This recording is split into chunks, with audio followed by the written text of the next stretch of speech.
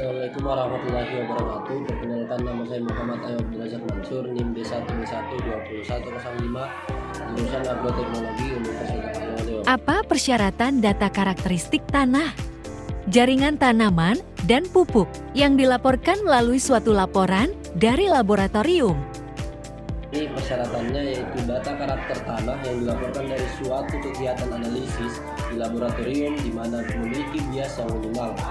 Bias yang minimal merupakan sebuah penyajian bahan yang dipenuhi prasangka atau suatu kesalahan yang konsisten dalam memperkirakan suatu nilai.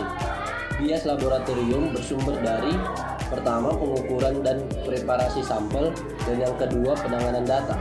Kemudian bias pengukuran di laboratorium memiliki kriteria, yaitu bahan kimia yang tidak murni atau mengalami kontaminasi. Yang kedua, pelaksanaan analisis yang kurang teliti. Yang ketiga, kerusakan alat pengukur.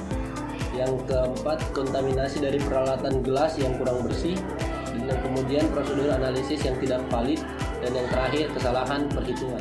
Hal apa yang menjadi perhatian serius dalam tahapan penentuan sifat atau konsentrasi analit tanah, jaringan tanaman, dan pupuk? Pada jawaban yang kedua, koleksi dan penanaman sampel adalah bias yang disebabkan oleh pengambilan sampel seringkali sulit dan mahal untuk diukur. Dan yang kedua, kontaminasi. Mengapa? Karena mediasi bebas analit adalah alat yang paling efektif untuk menilai dan mengendalikan kontaminasi. Yang ketiga, ada penyimpanan dan perlindungan sampel, di mana perubahan fisik dan kimia pada sampel tanah dapat terjadi antara pengumpulan dan analisis. Yang selanjutnya, waktu tunggu sampel adalah analisis waktu penyimpanan antara pengumpulan sampel dan analisis sampel bersamaan dengan teknik pelestarian dan penyimpanan yang ditujukan. Waktu tunggu maksimum untuk sampel tergantung pada jenis tanah, analit, atau karakteristik yang ditentukan, kondisi penyimpanan dan hilangnya integritas sampel, kemudian subsampling sampel tanah, dan yang terakhir, batas deteksi. Jelaskan pendekatan atau metode dalam penentuan kadar analit secara kuantitatif dalam analisis tanah, jaringan tanaman, dan pupuk. Terdiri dari analisis gravimetri, adalah menjelaskan seperangkat metode yang digunakan untuk penentuan kuantitatif analit atau bahan padat, cair, atau ion berdasarkan masanya. Metode gravimetri melibatkan perubahan fase analit untuk memisahkannya dengan bentuk murni dari campuran asli pengukuran kuantitatif. Kemudian ada analisis titrimetri, adalah bahan atau kelompok bahan yang dikuantifikasi dan mengukur volume larutan bereaksi dan konsentrasi zat yang diketahui.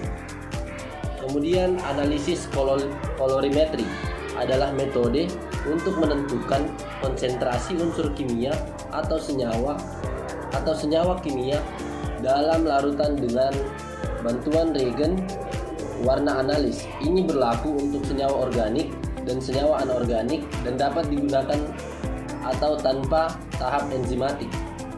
Analisis kolorimetri adalah teknik yang biasanya digunakan untuk menentukan konsentrasi analit dan membandingkan perubahan warna larutan.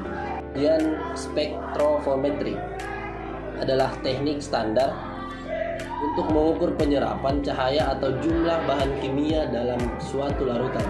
Apa yang Anda pahami dari spektrofotometri dan spektrofotometri serapan atom dalam analisis tanah, jaringan tanaman, dan pupuk?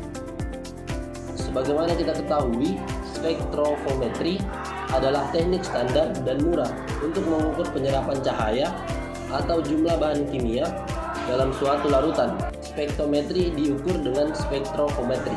Kemudian AAS atau spektrometri serapan atom digunakan untuk mendeteksi unsur-unsur baik dalam sampel cair atau padat melalui penyerapan panjang, gelombang karakteristika radiasi elektromagnetik dari sumber cahaya.